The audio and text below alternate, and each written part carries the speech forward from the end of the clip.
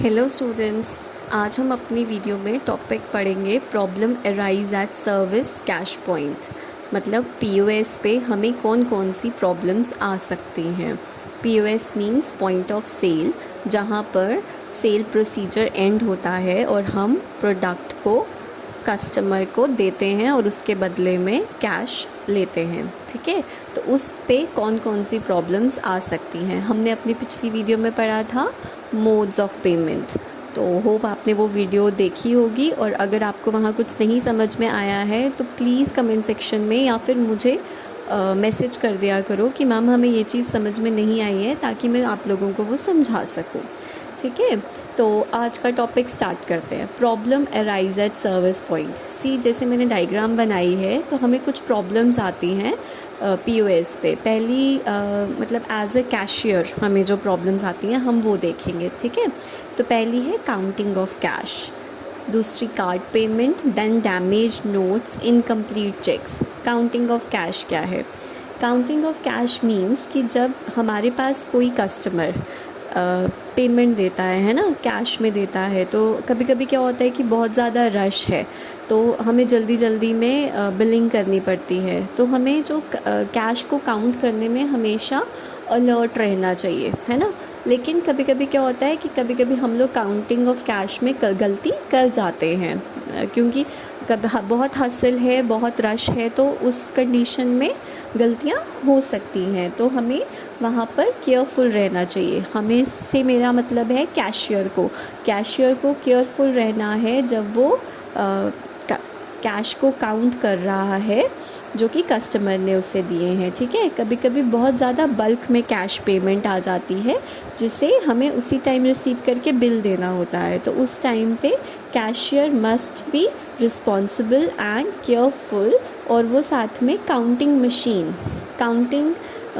क्या है? वो एक मशीन होती है जिसमें हम लोग नोटों की गड्डियाँ बनाकर, मतलब लाइक 100 नोट्स या फिर इस तरह से नोट्स की गड्डियाँ बनाकर उसमें डालते हैं और वो नोट्स को काउंट करता है। ठीक है, मतलब करेंसी काउंट करने की एक मशीन होती है। ये ज़्यादातर वहाँ होती है जहाँ पे ज़्यादा अमाउंट ऑफ कैश आता है। ठीक है, तो वहाँ पे हमें मशीन्स यूज़ कर लेनी चाहिए अगर हम लोग कैश को काउंट कर रहे हैं। ठीक है, हमारा सेकंड है डैमेज्ड नोट्स।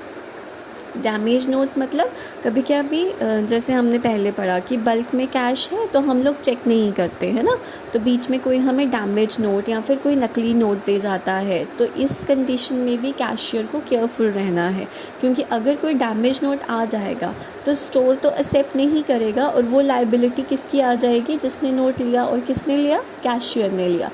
तो हेयर कैशियर को फिर से रिस्पॉन्सिबली और केयरफुली काम करना पड़ेगा। उसे चेक करना पड़ेगा कि कहीं कोई कस्टमर उसे बड़े ज़्यादा नोट्स में, या फिर कहीं कोई कस्टमर उसे डैमेज नोट तो नहीं देके जा रहा, या फिर कोई नकली नोट तो नहीं देके जा रहा है ना।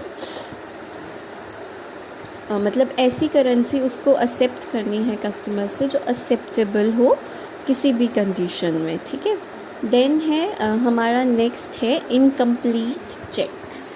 Incomplete cheques what he said कि हमें फॉलोइंग पॉइंट्स, मैं अभी कुछ पॉइंट्स बताऊंगी जो कि बहुत ज़्यादा असेंशियल है, जो कैशियर को हमेशा रिमेंबर रखने हैं जब भी वो चेक एक्सेप्ट करने लगेगा। ठीक है, अब चेक क्यों एक्सेप्ट करना है? ठीक, अगर कोई कस्टमर कह रहा है कि उसके पास इस टाइम पे हार्ड कैश नहीं है, वो चेक से पेमेंट करेगा। जैसे मोस्टली लोग ज्वेलर्स के पास या फिर इलेक्ट्रिकल अप्लाइंसेस खरीदते टाइम मोस्टली लोग चेक से पेमेंट करते हैं, है ना।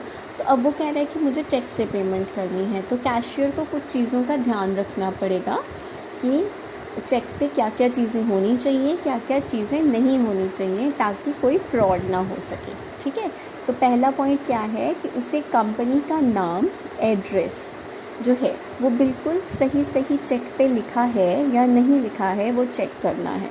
ठीक है, दूसरा, कोई भी करेक्शन अगर चेक पे हुई है तो वो अटेस्टेड होनी चाहिए। अटेस्टेड मीन्स जो तुम्हें चेक दे रहा है उसके उस गलती पे साइन होने चाहिए। उससे क्या होता है, अगर चेक पे साइन होंगे किसी गलती पे तो बैंक ये एक्सेप्ट करेगा कि ये उसके कस्टमर की गलती थी, है ना। मतलब जो तुम्हारे पास लाइक फॉर एग्ज़ाम्पल मैंने तुम्हें कैश में चेक में पेमेंट करी है, ठीक है। मेरे चेक में डेट की गलती हो गई है। मैंने तुम्हें 10 तारीख का चेक देना था, मैंने तुम्हें 16 का दे दिया। अब मैंने वहाँ पे कटिंग करी, 10 को 6 बनाया मैंने और मैंने ऊपर साइन कर दिया। तो इसका मतलब क्या है कि मेरा चेक है, मेरे अकाउंट से पैसे जाएंगे, मैं एक्सेप्ट कर रही हूँ कि ये गलती मुझसे हुई है, तो बैंक वाले उसको कंसीडर नहीं करेंगे, ठीक है। देन आ गया नेक्स्ट है चेक जो है वो साइन होना चाहिए in front of the supervisor. जो तुम्हारा मतलब जो कैशियर के ऊपर सुपरवाइजर्स होते हैं वो लोग चेक को साइन करेंगे, उनके सामने चेक हमेशा साइन होना चाहिए। नेक्स्ट है cheque should be marked with the correct date and amount. Cheque पे करेक्ट डेट और अमाउंट होनी चाहिए, ठीक है। नेक्स्ट आ गया ensure that the writing on the cheque is black और ब्लू इंक ओनली। जो चेक पे लिखा हुआ है वो सिर्फ ब्लू या ब्लैक पेन से ही लिखा होना चाहिए।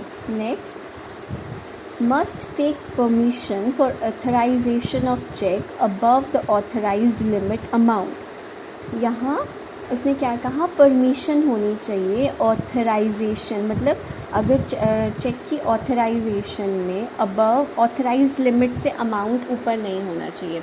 लाइकवाइज अगर तुम्हें ऑथराइज्ड है कि तुम सिर्फ 50,000 रुपये, देखो जो बिज़नेस यूनिट्स होते हैं उनके सीसी अकाउंट्स होते हैं जिन्हें हम कैश क्रेडिट अकाउंट्स बोलते हैं, ठीक है। तो अगर वहाँ पे लिमिट कितनी है, मतलब वो बैंक तुम्हें कितने की लिमिट दे रहा है, अगर वो 50,000 की लिमिट ही दे रहा है तो तुम 50,000 के ऊपर का चेक साइन नहीं कर सकते, है ना। तो अगर तुमने 50,000 के ऊपर का चेक साइन करके मुझे दे दिया, मतलब मैं कैशियर हूँ, ठीक है, तो मुझे दे दिया, जब मैं बैंक के पास वो चेक कैश करवाने जाऊँगी तो वो तो मुझे साफ बोलेंगे कि नहीं ये बंदा तो 50,000 से ऊपर की पेमेंट कर ही नहीं सकता हमारे पास। तो व्हाट ही सेड कि कैशियर को ये चेक करना चाहिए कि जहाँ से जिधर का वो चेक है क्या उन्होंने उसे 50,000 के ऊपर की ऑथराइजेशन दी है या नहीं दी है ना। उसके बाद है कि जो all inter state and overseas cheque must be authorise through email और फैक्स और टेलीफोन। अगर कोई इंटर स्टेट मतलब एक स्टेट से दूसरी स्टेट में भी बिजनेसेस होते हैं, है ना, तो अगर कोई इंटर स्टेट चेक है तो उसकी भी ऑथराइजेशन का पता करोगे तुम ईमेल के थ्रू करो, फैक्स के थ्रू करो या टेलीफोन के थ्रू करो, दैट इज़ बट करना है, ठीक है। अब है कि सिग्नेचर्स को वेरीफाई करना है, जो चेक पे साइन किए हैं क्या वो ओरिजिनल साइन है या नहीं है, वो सब वेरिफिकेशंस जो हैं वो कैशियर करेगा। अब आइडेंटिफिकेशन के साथ ही वो चेक को वेरीफाई करेगा। अब आइडेंटिफिकेशंस जो है वो कहाँ से लाओगे, आइडेंटिफिकेशंस हम लोग यूज़ करेंगे आईडी प्रूफ से, जो कि गवर्नमेंट अथॉरिटीज़ ने दिए होते हैं, लाइक पासपोर्ट्स हो गए, है ना। देन आ गया कि डिटेल रिकॉर्ड करो। जब भी किसी से तुम चेक लो तो उसकी डिटेल्स हमेशा रिकॉर्ड करो, जैसे एड्रेस, उसका फ़ोन नंबर, उसका लाइसेंस नंबर, आइडेंटिफिकेशन प्रूफ कौन सा दिया है, और चेक के रिवर्स साइड पे या फिर किसी और बुक पे ये सब चीज़ें हमेशा रिकॉर्ड होनी चाहिए। नेक्स्ट है हमारा कार्ड पेमेंट। कार्ड पेमेंट में क्या है, जब भी हम लोग मतलब if I am a cashier in any organisation, मैं कैश को हैंडल कर रही हूँ, तो कैशियर को, जो कैशियर है उसे कभी कभी कैश में पेमेंट मिलती है, कभी कभी उसे कार्ड्स में पेमेंट मिलती है ना। तो जो भी कस्टमर उसे देगा उसे उसी तरीके से वो पेमेंट रिसीव करनी पड़ेगी। तो अगर कस्टमर तुम्हें कार्ड से पेमेंट कर रहा है तो तुम्हें कार्ड की ऑथेंटिसिटी भी कैशियर चेक कर सकता है। अगर उसे किसी पर शक हो कि नहीं ये कार्ड इसका नहीं है, तो वो कार्ड की ऑथेंटिकेशन चेक कर सकता है, वो उससे आईडी प्रूफ मांग सकता है या फिर उसके सिग्नेचर वेरीफाई कर सकता है। जो कार्ड के पीछे एक स्पेस दी होती है साइन करने के लिए, वहाँ से तुम लोग कार्ड सिग्नेचर आईडीज़ जो हैं वो वेरीफाई कर सकते हो। तो इन द सेंस मतलब पूरे टॉपिक का कोर यही है कि जो कैशियर है उसे बहुत ही रिस्पॉन्सिबिलिटी और बहुत ही केयरफुल होकर काम करना पड़ेगा, बिकॉज़ उसे डील करना है कैश में, और कैश में बड़ी सारी मिस्टेक्स हो सकती हैं। तो ये हमारा टॉपिक था आज का। ये 4 प्रॉब्लम्स आती हैं इन सर्विस कैश पॉइंट। आप सब अपनी कॉपीज़ पे ये डायग्राम बनाएंगे और मुझे शो करेंगे मैसेज के थ्रू, ठीक है। तो आप ये लोग मुझे व्हाट्सएप पे मैसेज करना ग्रुप में, और मुझे ये चेक करनी है कि सबने ये डायग्राम बनाई है या नहीं है, बिकॉज़ मुझे बहुत थोड़े बच्चों का होमवर्क आता है, लाइक 1-2 बच्चे का ही होमवर्क आता है, तो मुझे सबका चेक करना है। आई विश कि सब मुझे कल अपना होमवर्क चेक करवाएंगे। Thank you so much.